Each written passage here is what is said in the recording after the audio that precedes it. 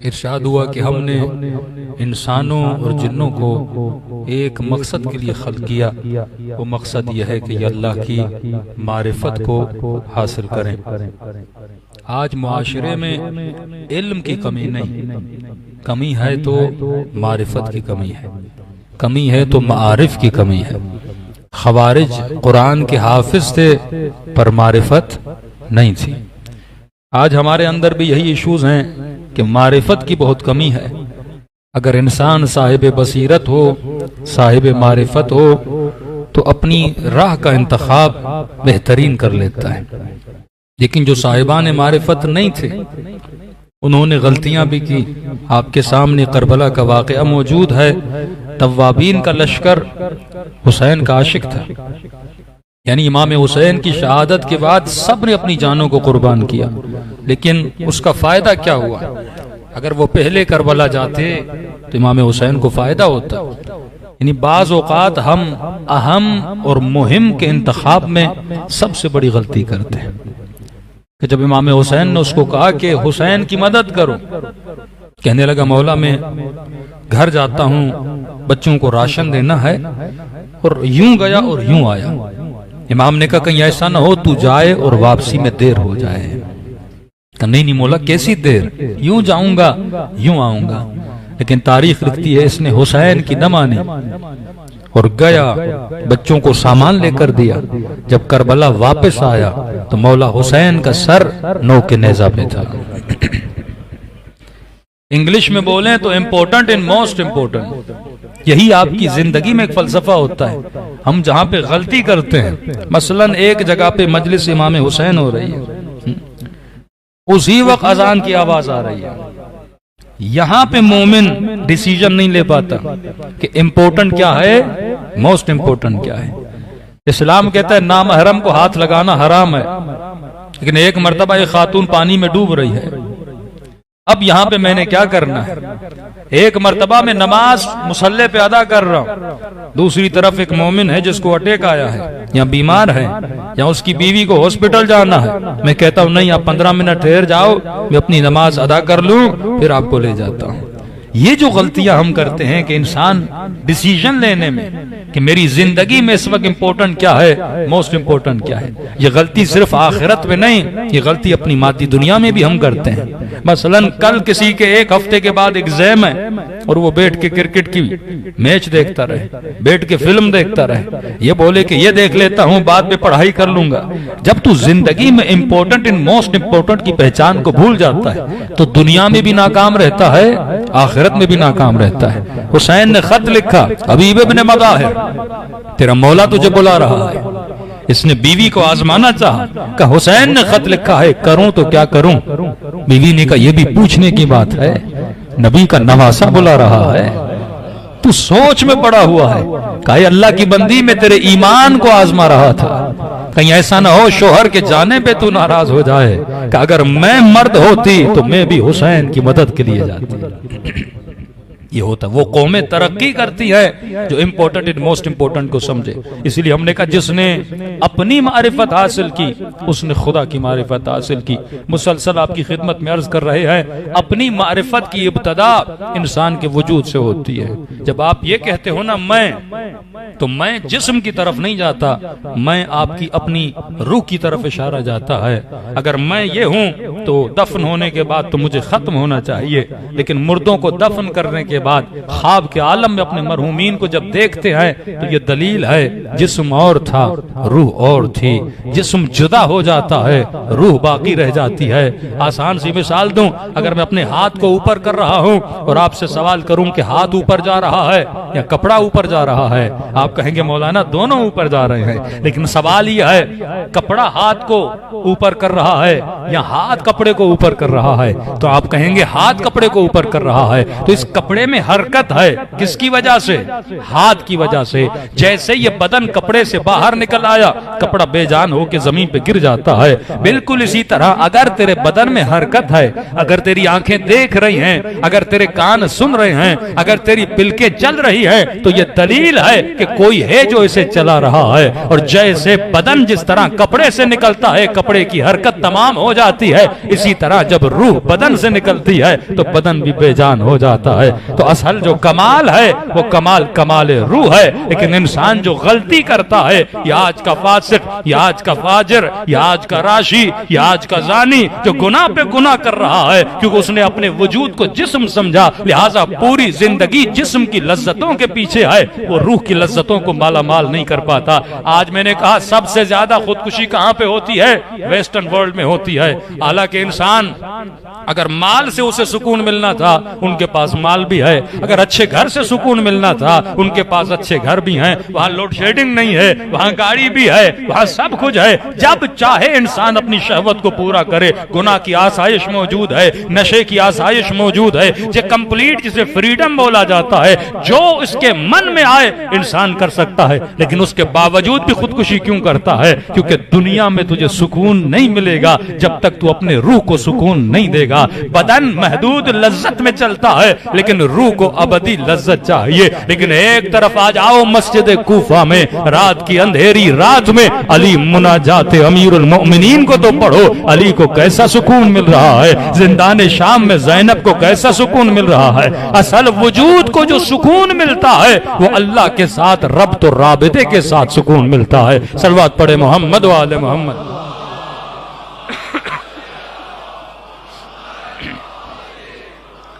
तो हमने अर्ज किया जब तक खुद को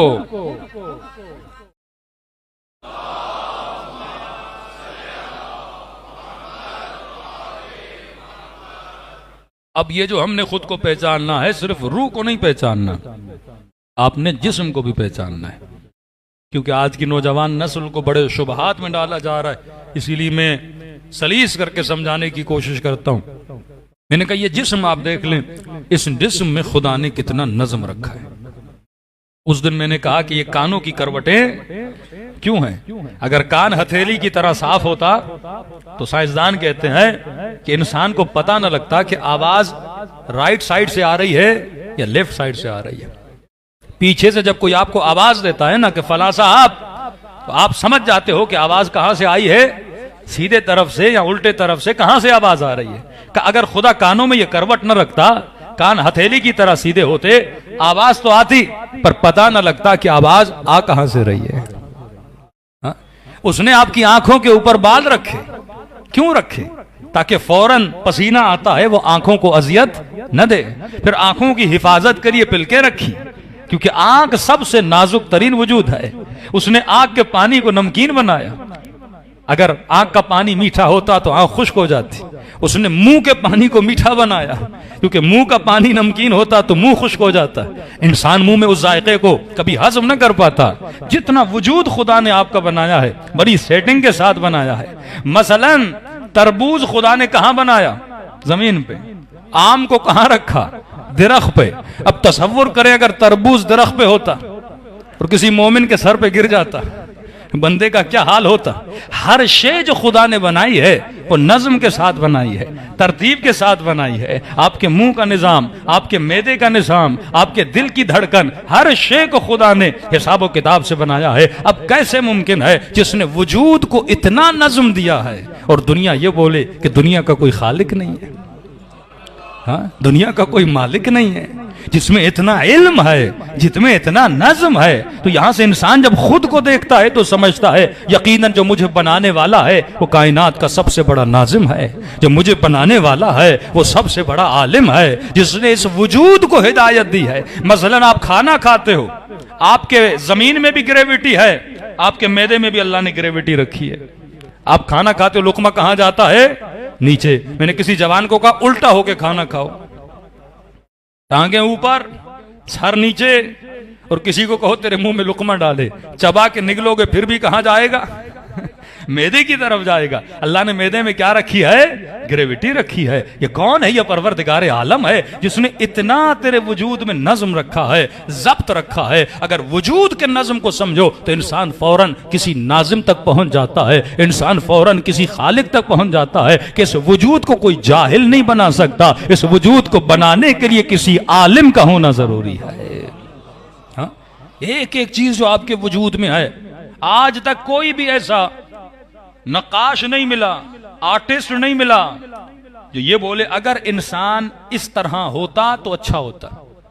कई आप कार्टून देखते हैं ना कि दिखाते हैं सर इंसान का है, बॉडी मसलन घोड़े की है, लेकिन कहते हैं ये भी कंप्लीट नहीं है। इन्होंने बड़ी बनाने की कोशिश की। मसलन इंसान की 3 आंखें होती, 2 सर होते, 4 हाथ होते। कहते नहीं, जैसा बना है वैसा कंप्लीट है। यानी इससे बढ़कर कोई कमाल नहीं था कि इंसान को बनाया जाता। मैंने बच्चों को समझाने, मैंने कहा अल्लाह ने 10 उंगलियां दी हैं, कोई चीज एक्स्ट्रा नहीं है, कोई चीज इजाफी नहीं है कि बंदा बोले अल्लाह ने 2 किडनीज दी हैं, एक को बेचूंगा थोड़ा घर का काम चल जाएगा। तेरी किडनीज जो उसने दी हैं अपने हिसाब किताब से दी हैं, ये बेचने के लिए नहीं दी। अब आपको 10 उंगलियां दी हैं, कितना नज्म और जब्त है। 10 के 10 का होना जरूरी था कि मौलाना वो कैसे? मैंने देखो अगर कहो अल्लाह ने 5 उंगलियां दी हैं, क्या होता? 1 उंगली काट देता। मैंने कहा अगर खुदा अंगूठा ना देता ना, सिर्फ अंगूठा अल्लाह ना देता, तू अपने कमीज की बटन को भी ना बांध सकता। कभी घर में बच्चे को बोलो बेटा अंगूठे को इस तरह करो, अब बीड़ी बांध के दिखाओ, कितना मुश्किल हो जाता है। चम्मच बंदा पकड़ ना सकता, खातून किचन में काम न कर सकती। सिर्फ एक अंगूठा जो अल्लाह ने दिया है, इसमें भी एक नज्म है, कोई चीज खुदा ने इजाफी नहीं दी। तो कैसे मुमकिन है एक अंगूठा जब बगैर हदफ के खल्क नहीं होता, इतना बड़ा इंसान बगैर हदफ के कैसे खल्क हो सकता है? हा? तेरा बहुत बड़ा मकसद है। कल हमने कहा यह सवाल करो अपने वजूद से कि इंसान क्या नहीं है। आज सबसे ज्यादा जिस चीज की कमी है वो तरबियत की कमी है, वो तज़किये की कमी है। युज़क्कीहिम व युअल्लिमुहुमुल किताब। ऐ हबीब पहले इनका तज़किया कर, फिर इनको इल्म दे। बंदा आलिम बन जाए पर उसमें अदब ना हो, आलिम बने पर तज़किया न हो, आलिम बने पर जबान से गालियां दे, आलिम बने और गीबतें करे, इस आलिम का कोई फायदा नहीं। मासूम फरमाते पहले ज़र्फ को पाक करो, तभी मासूमीन इतने सख्त फरामीन पर। मैंने कहा दुनिया को सबसे ज्यादा जिसने तबाह किया, आलिमों ने तबाह किया, जाहिलों ने तबाह नहीं किया। एटम बम एक आलिम ने बनाया था, जाहिल ने नहीं। बंदूक एक आलिम ने बनाई थी, जाहिल ने नहीं। इल्म दुनिया रखते थे लेकिन इल्म नफ्स नहीं था कि मुझे अपने इल्म को कायनात की बेहतरी के लिए इस्तेमाल करना है, कायनात के नुकसान में इस्तेमाल नहीं करना। अमर आस कोई कम इल्म रखता था, काजी शुरे कम, मौला अली ने काजीउल कुज़ात लगाया था, काजी था, इल्म रखता था। लेकिन अगर वजूद में तज़किया नफ्स न हो, इंसान का इल्म उसे क्या देता है? नुकसान देता है। तभी सख्त तरीन जुमला फरमाया इल्म अगर कमीने को मिले तो उसकी कमीनगी बढ़ जाती है। अली इब्न अबी तालिब का। और इल्म अगर शरीफ को मिले उसकी शराफत बढ़ जाती है। ये कुफ्र के फतवे किसने दिए? किसी जाहिल ने। ये बेदात के फतवे किसने दिए? किसी जाहिल ने। ये गले किसने काटे? किसी जाहिल ने। जहां जहां आपको इख्तलाफ नजर आएगा उसके पीछे कोई ना कोई आलिम होगा। लेकिन कैसा आलिम? जो आलिम बेअमल है, जिसके अंदर तज़किये नफ्स नहीं है, जिसके अंदर हुब्बे ज़ात का नशा है, जिसके अंदर शोहरत का नशा है, जिसके अंदर कुर्सी का नशा है। मौला फरमाते 5 नशे हैं। जाहिलों का अपना नशा है, मौलवियों का अपना नशा है, मालदारों का अपना नशा है, हुकूमत वालों का अपना नशा है। इमाम फरमाते नशे से बच, क्योंकि हर नशा तुम्हारी अक्ल को जाइल करता है। जो हकीकत इंसान है वो अक्ल है। हर वो शय जो अक्ल को नुकसान दे उससे क्या कर? दूरी इख्तियार कर। तो फरमाया इंसान अपने वजूद को पहचान, कहीं ऐसा ना हो ये वजूद तुझे क्या कर दे? धोखा दे दे। अब 2 चीजें हैं, एक रूह है, एक बदन है। एक तो ये चीज बच्चों को समझा दीजिए कि भाई दीन आपकी जिंदगी में सुकून लाता है, दीन पाबंदी का नाम नहीं है। एक तो ये समझा दे रोजा नमाज जितने भी फिक़ही अहकामात हैं वो बदन के लिए हैं, रूह के लिए नहीं है। बदन के लिए क्यों है? क्योंकि बदन को बचाओगे तो फायदा किसको होगा? रूह को होगा। बदन सबसे बड़ी रुकावट है रूह के सामने। मैंने पिछले साल ये जुमला कहा था कि हमें यह फैसला करना है कि क्या मैं आदतों का गुलाम हूं या मेरी आदतें मेरी गुलाम है। आसान सी मिसाल दूं, मसलन एक बंदा सिगरेट पीने की उसे आदत है। सिगरेट है कितना, 6-7 इंच का है। मोमिन खाना खाता कहते मौलाना इजाजत है एक सिगरेट पी के आ जाओ। मैंने कहा सब्र करो कि मौलाना रहा नहीं जाता। अब इसके पूरी बॉडी को कौन कंट्रोल कर रहा है? एक 7 इंच का सिगरेट कंट्रोल कर रहा है। मतलब मैं किसका गुलाम बना? आदत का गुलाम बना। कुछ लोगों के सरों में इतना दर्द होता है जब तक चाय का कप न पिए पागल हो जाता है, बीवी को डांटने लगता है, बेटी के साथ गुस्सा करता है। और इसे ठंडा कौन करता है? जिक्र अली या चाय का कप? चाय का कप। मैंने आदत दिलाई, जिस्म को जिस मिजाज में डालोगे ढल जाएगा। ये तेरा इख्तियार है। 2 लफ्ज याद रखना, सिलेक्शन एंड रिलेशन, ये तुम्हारे इख्तियार में है। अब अगर तुमने गलत सिलेक्शन की, खातून का फोन आता है मौलाना मेरी जिंदगी तबाह हो गई, क्या हुआ? शोहर ऐसा है, बच्चा बिगड़ गया और ये हो गया। भाई हम क्या करें? मौलाना कोई दुआ, मौलाना कोई वजीफा कर। नहीं, सिलेक्शन जब तू गलत करता है ना, फिर उसके नताइज जो आते हैं वो आपको भुगतने पड़ते हैं। उसके नताइज से हम भाग नहीं सकते। मेरे सामने 2 गिलास हैं, एक में जहर है, एक में आबे जमजम है। अब ये मेरी सिलेक्शन है, मैं किसको पीता हूं। अब पीने के बाद वावेला करना, पीने के बाद आहो बुका करना कि मैंने जहर पी लिया, डॉक्टर साहब मुझे बचा लीजिए, डॉक्टर साहब मुझे। डॉक्टर मैं क्या करूं? तुम्हारी सिलेक्शन क्या थी? गलत थी। इसी तरह तरबियत के एतबार से मैं जिस्म के लिए किसको सिलेक्ट करता हूं, मैं ताल्लुकात में रिलेशन किससे बनाता हूं। ये 2 चीजें आपकी जिंदगी में बड़ा असर डालती हैं। जिसको आप सिलेक्ट करते हो, चाहे बीवी की सूरत में हो, बिजनेस पार्टनर की सूरत में हो, दोस्त की सूरत में हो, रोड पे चल रहे हो, किसी भी सूरत में जिसे सिलेक्ट करते हो वो तुम्हारी जिंदगी में असर डालता है। और लॉन्ग टर्म के लिए जिसके साथ तुम रिलेशन बनाते हो, रिलेशन भी तुम्हारे साथ असर रखता है।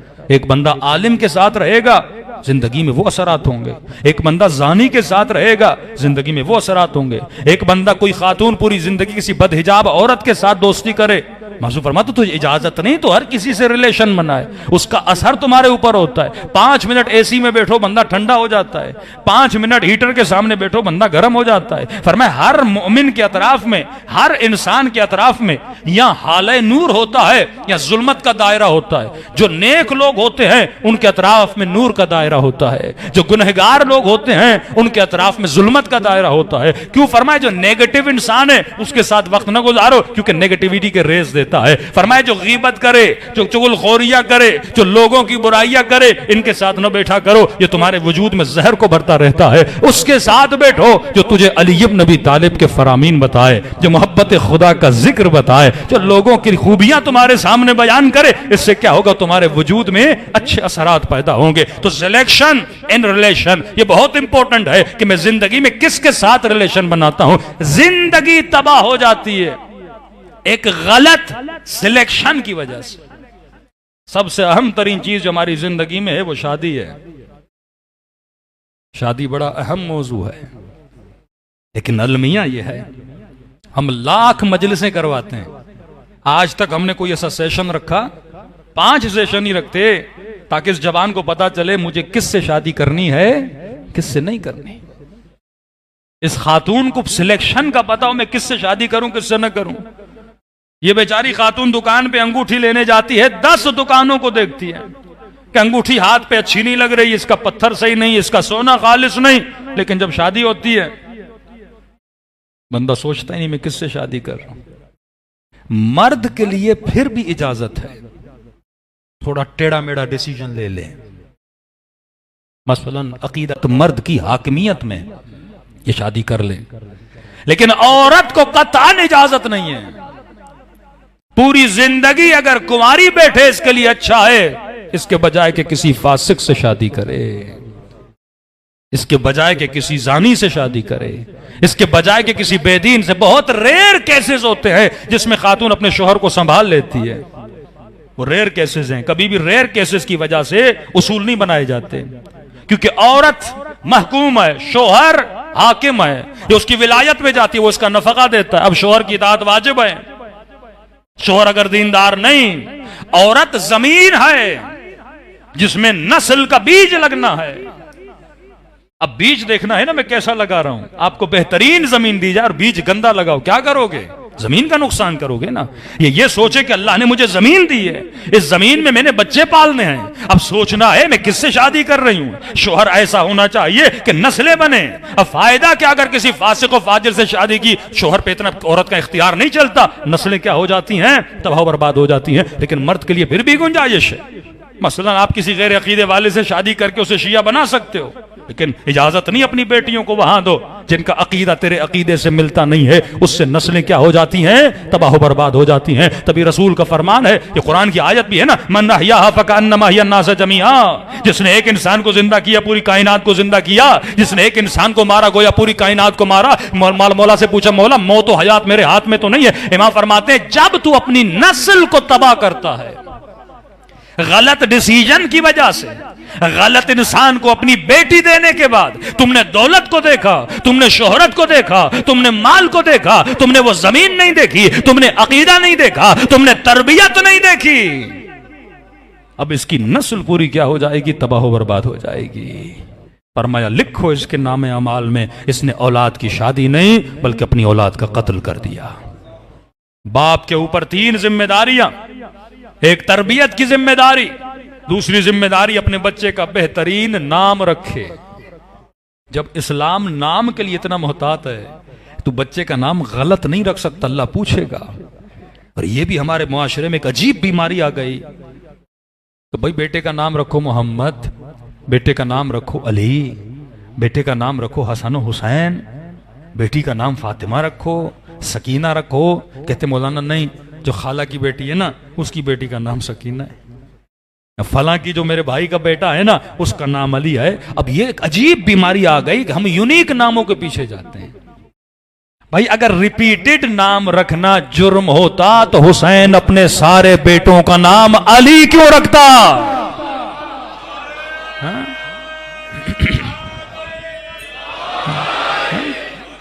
हाँ? अच्छा नाम रखो, क्या मतलब?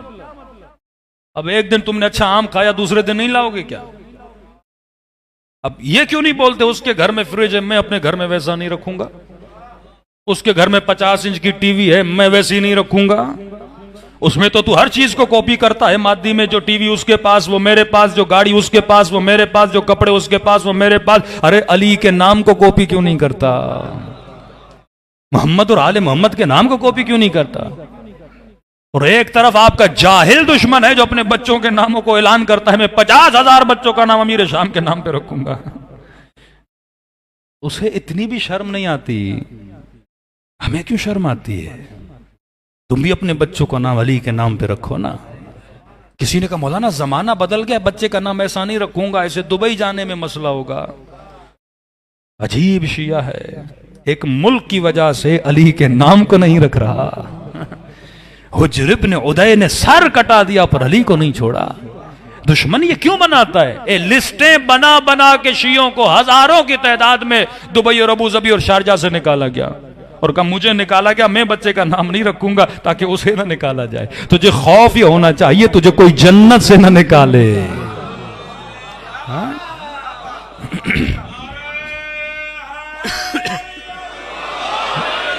अच्छे नामों का असर तुम्हारी औलादों पे होता है, गलत नाम का असर तुम्हारे बच्चों पे होता है।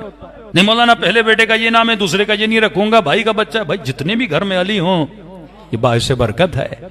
हाँ उसमें इमाम हुसैन की तरह पहचान के लिए निशानी रखो, अली युनुल अकबर, अली युनुल असगर, अली युनुल औसत, या फातिमा सुगरा, फातिमा कुबरा, फातिमा औसत, इस तरह रख सकते हो ना कि बड़ा अली, बीच वाला अली, छोटा अली, अरबी में ही रख दो ना, निशानी रख दो किस अली को पुकार रहे हो, या साथ में कोई सिफत डाल दो ताकि बच्चा पहचान में आ जाए। लेकिन जब उसे अली कह के पुकारोगे, कज़य्यिनू मजालिसकुम बिज़िक्र अली इब्न अबी तालिब, जब जब उसे अली कहकर पुकारेगा अल्लाह एक नेकी तेरे नाम अमल में लिख देगा। हाँ? सुबह से शाम तक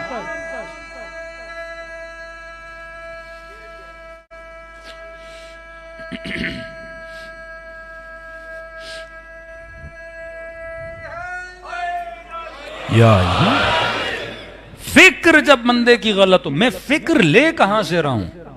मेरी फिक्र जब तक फिक्र अहले बैत न हो, मुआशरा क्यों शख्सियत परस्त बन चुका है? हम क्यों तबाही की तरफ जा रहे हैं? कुरान कभी भी किसी का नाम नहीं लेता, कुरान सिफत बताता है।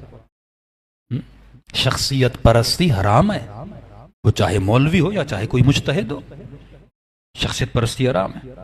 इमाम ज़माना गैबत में जा रहे हैं, क्या बता रहे हैं? सिफात बता रहे हैं। मेरे बाद उसके पीछे जाना जो साइनल नफ्स हो, सिफत है। नफ्स की सियानत हो, मुत्तकी हो, परहेजगार हो, खौफ खुदा हो, साइनल नफ्स से। हमारे अखबार के उलूम में महारत रखता हो, सिफत है। जिक्र अहले बैत किया, कहा इन्नमा वलियुकुमुल्लाह व रसूल, अल्लाह वली है, रसूल वली है। कभी कहा वो वली है जो हालत रुकू में ज़कात देता हुआ नजर आ जाए। ये क्यों नहीं कहा अली वली है? मैंने पिछले साल आपको बताया था, अगर खुदा नाम बताता ना तो बनु मैया अपने बच्चों के नाम वही रखते, फिर मसला और बिगड़ जाता। आप बोलते ये वाला अली है, वो कहते ये वाला अली है। जिस तरह हजरत महदी का नाम आया तो बड़े बड़ों ने अपने बच्चों का नाम महदी रखा। ये उर्दू का बादशाह कहता है मैं महदी हूं, नाम रख दिया। नाम की कॉपी करना बड़ा आसान है, पर सिफत को कॉपी करना बड़ा मुश्किल है। रसूल ने कहा कल अलम उसे दूंगा, ये नहीं कहा अली को दूंगा। कितना अब कोई इस सिफत में आ ही नहीं सकता, सीधी बात है। बड़े बड़े वहां बैठे थे, कहते ना हम जाएंगे हम जाएंगे। कुरान सिफात पे को हम कुरान से हम इतना दूर हो गए, वल्लाह हम कुरान से बड़े दूर हैं। कुरान सिफत बताते कल अलम उसे दूंगा, मर्द होगा, कर्रार होगा, गैर फर्रार होगा। आखिरी सिफत बड़ी अजीब सी, अल्लाह से मोहब्बत करता होगा और अल्लाह उससे मोहब्बत करता होगा। हाँ?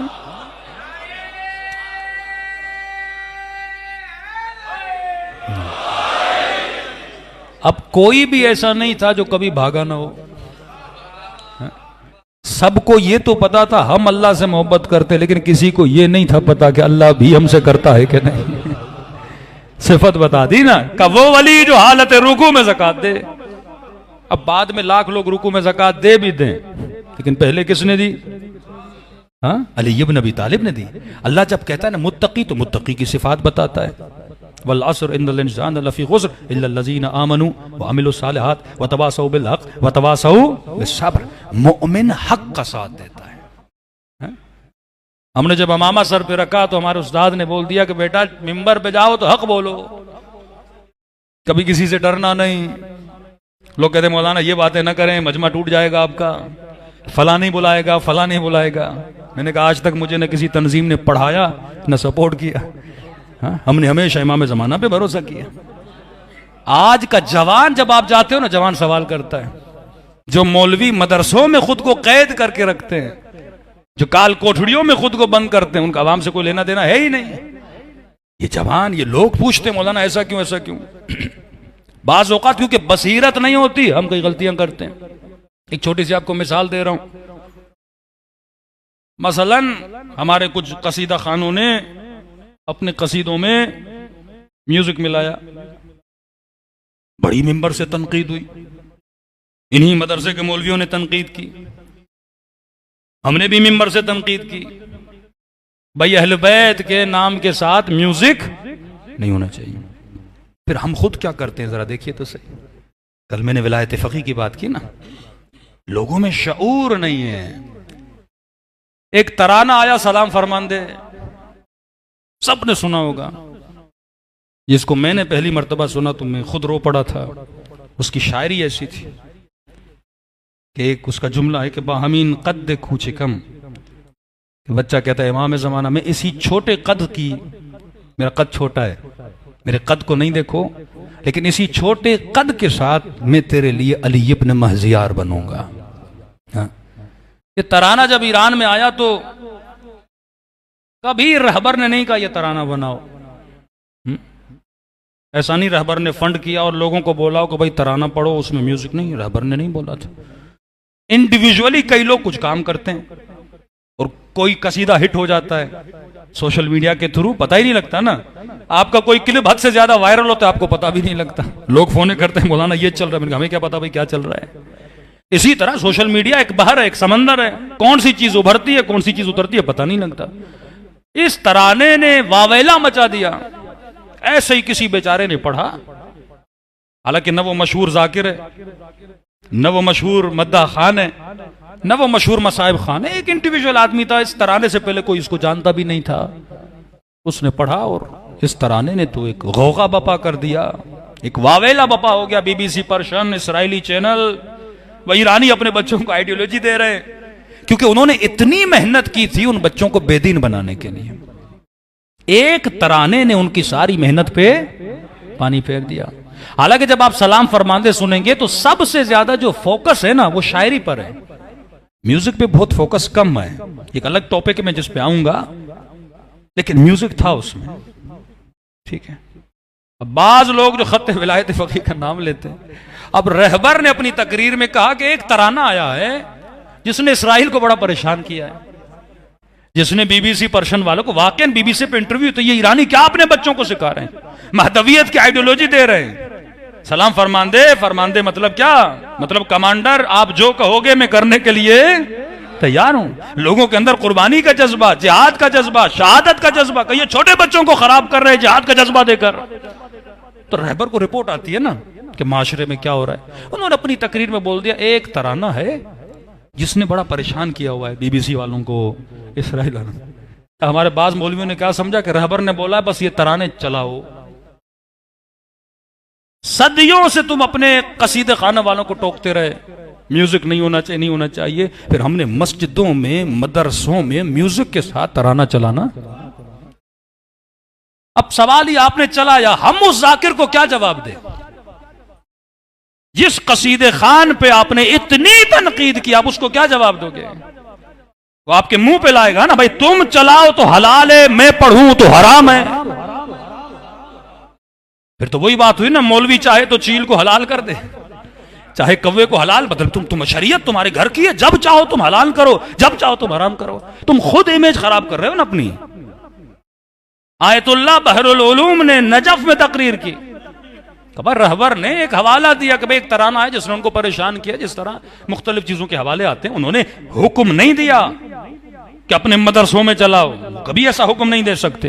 अपनी मस्जिदों में चलाओ, जिन मदरसों में हलाल और हराम का दर्स दिया जाता है। मदरसा, आयतुल्लाह बहरुल फरमाते हैं अगर ये म्यूजिक हलाल भी है, लेकिन 1% सोचो अगर हराम हो, कि हमें इजाजत है मस्जिद में चलाएं, कि हमें इजाजत है इमाम बारगाह में चलाएं। 1% उन्होंने, क्योंकि बैनुल हरमैन में कुछ लोगों ने ये चलाया, उन्होंने सख्त तकरीर की। 1% भी सोचो कि हुसैन मसलन इस म्यूजिक से राजी नहीं है, तुम कैसे हुसैन के सामने कर सकते हो? फिर हम कहते हैं हम खत्ते विलायत फकीह वाले हैं। खत्ते विलायत फकीह, रहबर खुद हुक्म दे, बंदा उसको फॉलो करे ना। ये नहीं कि किसी तकरीर का एक छोटा सा जुमला, फिर मुआशरे में क्या पैदा होता है, तजाद पैदा। फिर गालियां किसको पड़ती हैं? मौलवियों को पड़ती हैं कि आपका दोहरा मेयार है। रही बात कसीदों में म्यूजिक होना चाहिए नहीं होना चाहिए, अब यह बहस है, फिकी बहस। तराने में और कसीदे में जमीन आसमान का फर्क है। जैसे मुल्की तराने होते हैं, कोई भी आप तराना पढ़ते हैं, आईएसओ भी अपने कई तराने निकालती है। तरानों में रहबर की तरफ से इजाजत है कि आप उसमें म्यूजिक शामिल, लेकिन कौन सा म्यूजिक? उसमें तरतीब है। ऐसा म्यूजिक जो महाफिल लहव व लइब में इस्तेमाल न होता। मसलन अगर किसी की शादी हो रही है, उसमें कोई इंडिया का गाना चल रहा है, किसी की शादी हो रही है, जो मशहूर है कि ये म्यूजिक या उसकी ये बीट जो है ये नाच गाने के लिए इस्तेमाल होती है, उन बीट्स को अगर इस्तेमाल करोगे तो क्या है? हराम है। या उस म्यूजिक को सुनने के बाद आपकी बॉडी में वाइब्रेशन शुरू हो जाए, जिस तरह बाज चीजों में होती है, बंदे का हाथ हिलने लगे, पांव हिलने लगे, मतलब आपकी सारी तवज्जो म्यूजिक की तरफ हो, शायरी की तरफ ना हो। सलाम फरमादे में यह था कि अगर जो जिनको फारसी आती है, मुझे उर्दू का नहीं पता, फारसी जब आप सुनेंगे तो आपकी पूरी तवज्जो किसकी तरफ जा रही थी? शायरी की तरफ जा रही थी। जिस तरह कई लोग कसीदे पढ़ते हैं, मुख्तलिफ धुनें मारते हैं, हराम नहीं है, लेकिन जब गाने की धुन आती है हराम हो जाता है। क्यों? क्योंकि वो गाना है, महफिल लहव लाइब में पढ़ा जाता है और जहन फौरन मुंतकिल होता है। मसलन मैं कहूंगा करबला, आपका जहन कहां जाएगा? करबला। कितना जहन फास्ट है, फौरन परवाज करता। मैं कहूंगा नजफ, आपका जहन फौरन मौला अली की तरफ जाएगा। मैं कहूंगा बैनुल हरमैन, आपका जहन कहां जाएगा? फौरन बैनुल हरमैन। इसी तरह अगर किसी ने वो गाने की धुन सुनी हुई होगी, जब वो कसीदा सुनेगा, जब धुन जहन में आएगी तो जहन कहां जाएगा? फौरन गाने की तरफ जाएगा। बस मसला यह है कि जहन को निजासतों में न जाने दो, जहन को पाकीज़गी में रखो, क्योंकि पाकों का जिक्र है तो उसमें क्या होना चाहिए? पाकीज़गी। तरानों में इजाजत है, लेकिन हम आते हैं मसलन कोई नूहा पढ़ रहा है, उसमें म्यूजिक, ये गलत है। कोई फेमस शख्सियत, एक अननोन आदमी है, लेकिन मसलन मशहूर है कि मसलन ये मौला का मशहूर नूहे खान है, मौला का मशहूर जाकिर है, उसने अपनी शख्सियत को क्या करना है? बचाना है, एहतियात से चलना है। आजकल हमारे कसीदों में क्या है, मैं नहीं कह रहा कसीदे बुरे हैं, शायरी पे ज्यादा फोकस नहीं है, अक्सर म्यूजिक पे ज्यादा क्या हो जाता है? फोकस आ जाता है। अगर फोकस शायरी पे हो ना, जैसे दो बीट चलती है ना, मसलन मैं भी बात कर रहा हूं, अगर पंखे की आवाज ज्यादा हो तो आपको मेरी आवाज सही से सुनने में नहीं आएगी। दो लेयर चलते हैं, एक म्यूजिक का लेयर चलता है, पीछे जो कसीदे खान है उसकी आवाज भी चलती है। अब सवाल ये कौन सा लेयर किस पे क्या हो रहा है? हावी हो रहा है। अगर म्यूजिक उस पे हावी हो रहा है तो ये लहवुल लाइब में जा रहा है, लेकिन अगर शायरी मजबूत है, मेरा जहन मुंतकिल हो रहा है मारिफ की तरफ, तो उसमें कोई मसला नहीं है। सलवात पढ़े मोहम्मद वाले मोहम्मद।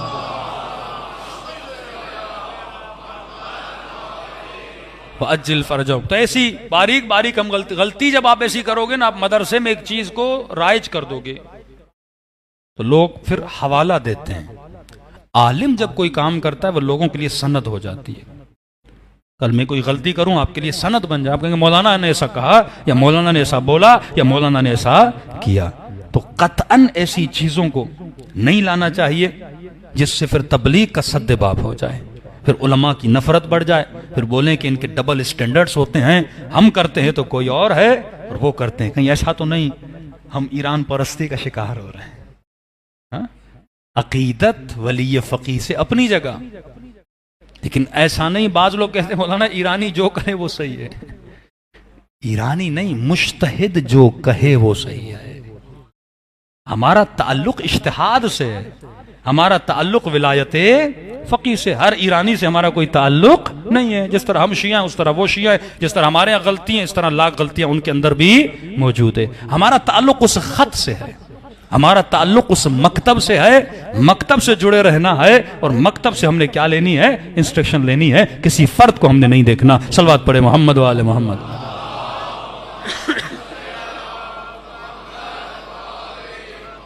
अज्जिल फरजम। तो दीन बसीरत का नाम है। इंसान को सोचना चाहिए अपनी नीड्स को, जिस्म की ज़रूरतों को। इंशाअल्लाह कल इसकी तफसील में आएंगे कि दीन आपकी ज़िंदगी में सुकून कैसे देता है। 3-4 मैं अहकाम बयान करूंगा, उसको हम अप्लाई करेंगे बॉडी पर। जिस तरह एक दाना ज़मीन में डाला जाता है, छोटे बच्चों को समझाइए, एक हाथ पे सेब का दाना रखिए, एक हाथ पे सेब रखिए। बच्चे को बोलिए मेरे लाल, एक दिन सेब क्या था? दाना था। इस दाने में एबिलिटी है कि ये क्या बने? सेब बने। आप सब के अंदर विलायत का दाना है, सब के अंदर। हम सब में ये एबिलिटी है कि हम सलमान बन सके, हम मालिक अश्तर बन सके। दरवाजा बंद नहीं है, लेकिन दाना हर जगह पे नहीं उगता। दाने को वैसी जमीन चाहिए, वैसा माहौल चाहिए, और उस माहौल का नाम है शरीयत, उस माहौल का नाम है अहकाम इलाही, उस माहौल का नाम है मुस्तहबात और मकरूहात। दुनिया में जिस्म को भी खुदा शफा देगा, दुनिया में भी सुकून मिलेगा और आखिरत में भी सुकून मिलेगा। सलवात पढ़े मोहम्मद व आदम।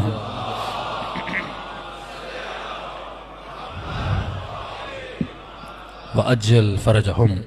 जिन्होंने अपनी वजूद की दाने को करबला की जमीन में बोया। करबला सिफात हुसैनी का नाम है। डीपली स्टडी करो, हजरत अब्बास का रुतबा क्यों बढ़ा था, सैयदा ज़ैनब का रुतबा क्यों बढ़ा था, अब्बास अब्बास बने अदब की वजह से, बीबी ज़ैनब ज़ैनब बनी इताअत इमाम की वजह से। ज़ात की मोहब्बत को ख़त्म करो और इमाम की मोहब्बत को अपने वजूद से सरशार करो। करबला में जवान अकबर भी है, करबला में 6 महीने का असगर भी है, करबला में हसन का यतीम कासिम भी है, करबला में 4 साला सकीना भी है।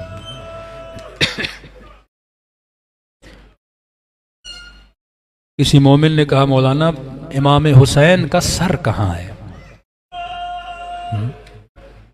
कई लोग पूछते हैं, हमें भी जुस्तजू थी, या आपके लिए अर्ज कर रहा हूं। एक मारिफत का जुमला है, एक साहिब दिल साहिब मारिफत ने हमें आकर बताया कि मौलाना जब ज़ायरीन इमाम का सर ढूंढे, अब उनका मुकाशिफा है, हर इंसान की अपनी तहकीक है, लेकिन ये बात मेरे दिल से लगी कि इमाम हुसैन का सर जनाब सकीना के साथ दफन है।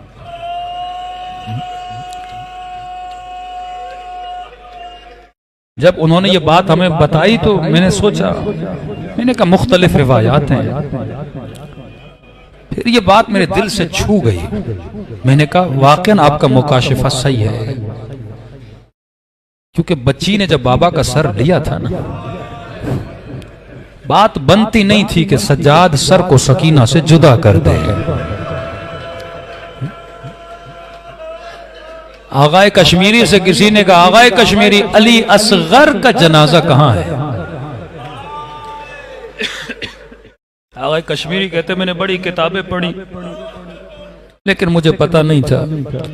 रात को सोया, ख्वाब के आलम में इमाम हुसैन को देखा। इमाम ने फरमाया, कश्मीरी मेरे ज़ाहिरों को कहो मेरे असगर को ढूंढा न करें, जिसे अली असगर की नन्ही सी कब्र की ज़ियारत करनी है वह हुसैन की कब्र की ज़ियारत कर ले। का मौला क्या मतलब? का सज्जाद ने मेरे बच्चे को मेरे सीने पे लिटा दिया था। अब जब शाम जाओ ना, नन्ही सी सकीना की कब्र की ज़ियारत करो तो एक सलाम इमाम हुसैन को भी किया करो। अस्सलाम अलल हुसैन व अला अली इब्न हुसैन व अला औलाद व अला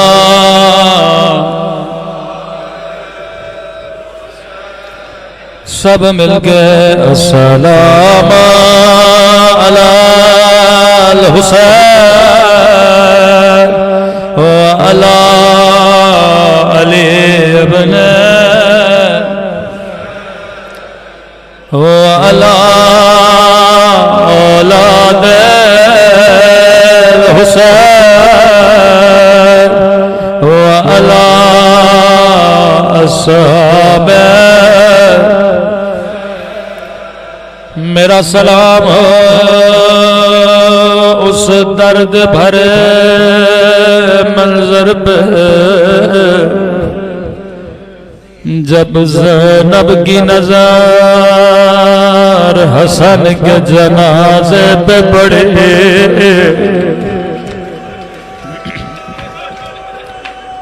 अल्लाह किसी बहन को भाई का जख्मी जनाजा न दिखाए। जब जनाजा घर वापस आया, रोकेगा हसन, मैंने तो सफेद कफन पहनाया था,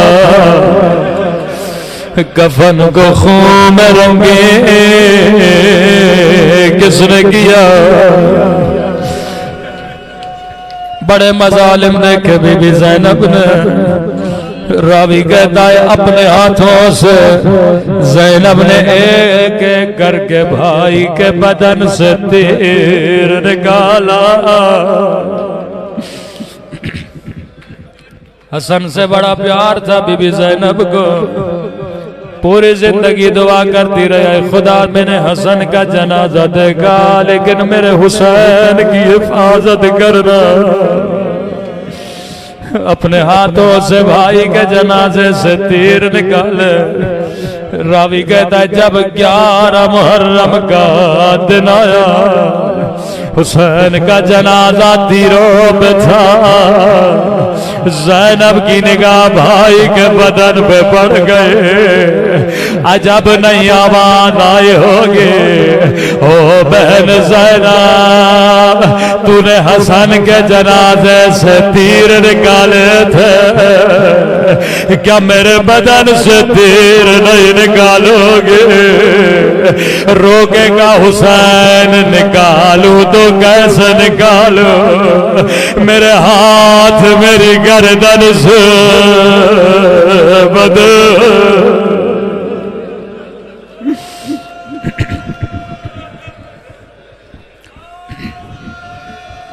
कभी हसन का जनाजा देखा, कभी करबला में हुसैन का पामाल जनाजा देखा।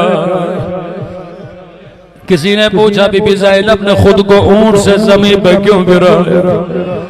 कहा सज्जाद देख रहे थे, जालिम लाशे को पामाल कर रहे थे। बीबी की निगाह सज्जाद के चेहरे पे मुड़ गए। क्या देखा? रंग दूध की तरह सफेद हो गया। ज़ैनब को डर था कहीं सज्जाद मर न जाए। एक मर्तबा खुद को जमीन पे गिराया।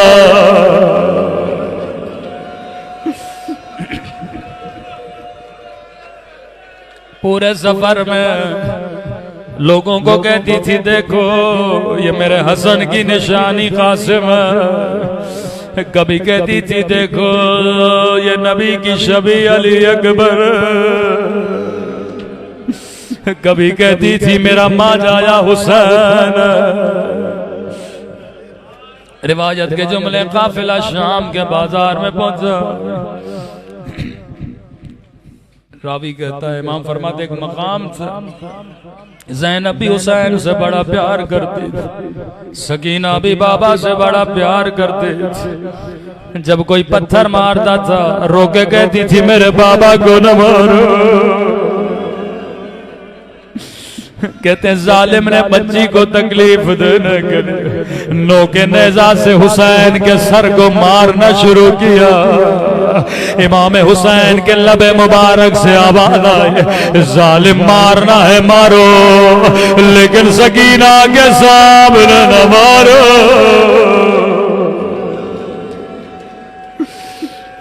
मेरी बच्ची बर्दाश्त नहीं कर पाएंगे।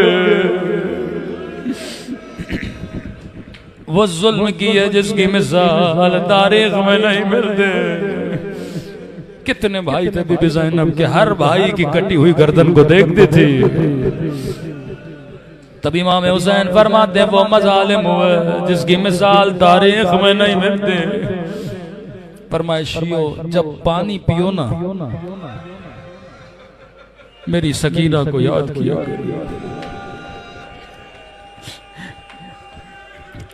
इमाम हसन के जिगर के टुकड़े निकले। बीबी ज़ैनब ने कहा हसन पानी पी ले।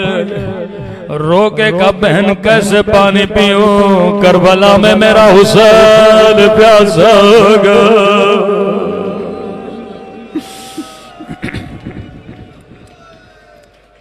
बड़ों को प्यास लगी, लेकिन जितनी प्यास इस बच्ची को लगी ना, इमाम ने कहा जब पानी पियो, ये नहीं कहा ज़ैनब को याद करो, कहा मेरी नन्ही सकीना को याद किया।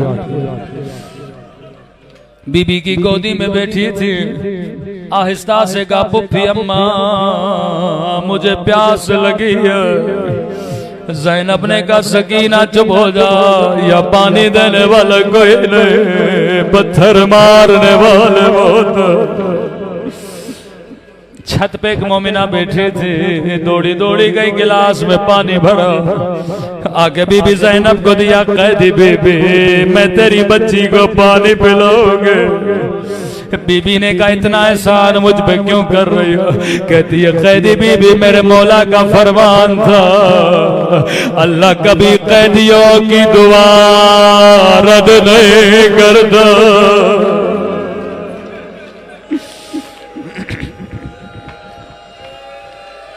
सकीना ने पानी लिया, कहती है कैदी बेबी मेरी तो सी गुजारिश, अगर तेरी बच्ची पानी पी ले मेरे लिए थोड़ी दुआ कर लेना। बीबी ज़ैनब ने कहा सकीना हम सैयद किसी का एहसान नहीं उठाते, पहले इसके लिए दुआ करो। अब रिवायत के जुमले बड़े सख्त है। रावी कहता अभी तक इस मोमिना ने सकीना को देखा नहीं था, बच्ची ने जैसे चेहरा उठाया, हाथों को दुआ के लिए उठाया, कब पता कौन सी दुआ करो। कब मोमिना की निगाह जख्मी कानों पे पड़ गए, जख्मी रुखसारों पे पड़ गए, अपनी सारी दुआएं भूल गए। कहती है कैदी बीबी दुआ करो, अल्लाह मेरी बच्ची को तेरी तरह यतीम न बनाए,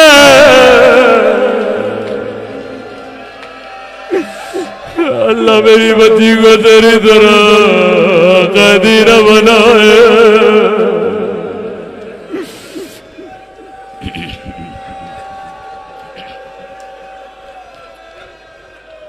सकीना ने दुआ के लिए हाथों को उठाया, रोकेगा मेरे अल्लाह तुझे मेरी यतीमी का वास्ता, किसी बच्ची को मेरी तरह यतीम न बनाना, किसी बच्ची को मेरी तरह कैदी न बनाना।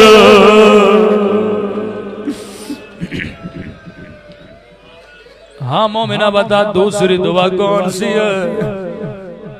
इस दूसरी दुआ ने पूरे काफिले को रुला दिया।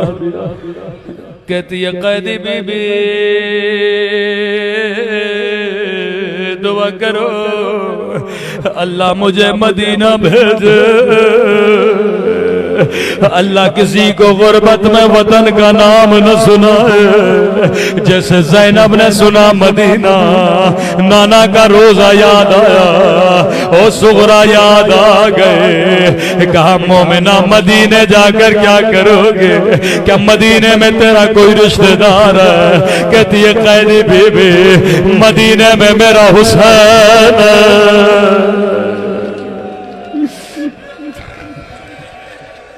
मदीने में मेरा अब्बास है। तीसरे जुमले ने ज़ैनब को जज्बाती कर दिया। कहती है कैदी बीबी मदीने में मुझे कुरान पढ़ाने वाले, मुझे हिजाब सिखाने वाले मेरी आका दादी रहती है। इतना सुनना था बीबी ज़ैनब को बड़ा प्यार आया। कहती है मोमिना तूने हुसैन का नाम लिया, तूने अब्बास का नाम लिया, क्या मदीने वाली बीबी से नाराज हो? जरा बता तेरी बीबी का नाम क्या है? कहती है कैदी बीबी मेरी मजाल में नाराज हो जाओ, लेकिन मैं अपनी बीबी का नाम नहीं ले सकते। क्यों नहीं ले सकती? ओ कैदी बीबी बाजार का माहौल है, नामहरमों का मजमा है, मेरी बीबी नाम है अली की बेटी का।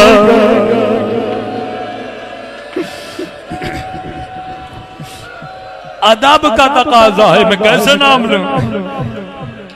बीबी ज़ैनब ने कहा मोमिना अगर मैं दुआ करूं तेरी दुआ यही कबूल हो, क्या कहोगे?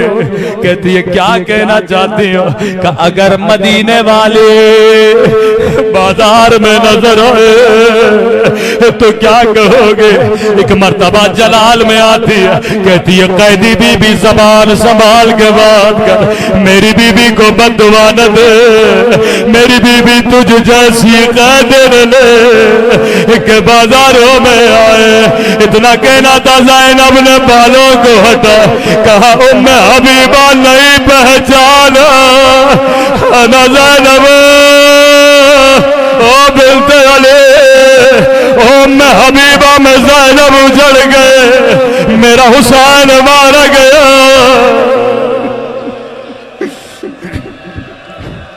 जैसे सुना मैं उजड़ गए, पहला सवाल किया बीबी अब्बास कहाँ है? ज़ैनब ने घोड़े की तरफ इशारा किया। घोड़े की गर्दन में एक सर बना था। बीबी ये किसका सर है? कि ये मेरे अब्बास का सर है।